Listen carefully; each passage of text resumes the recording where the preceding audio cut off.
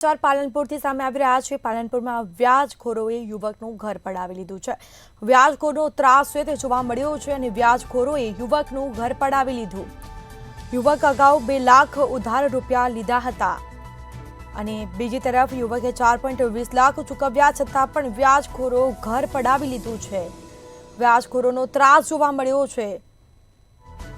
તો યુવક વ્યાજખોરના ત્રાસથી પાલનપુર છોડી અને સુરત આવ્યો હતો। બિપિન દેસાઈ નામના વ્યાજખોર સામે ફરિયાદ દાખલ કરવામાં આવી છે।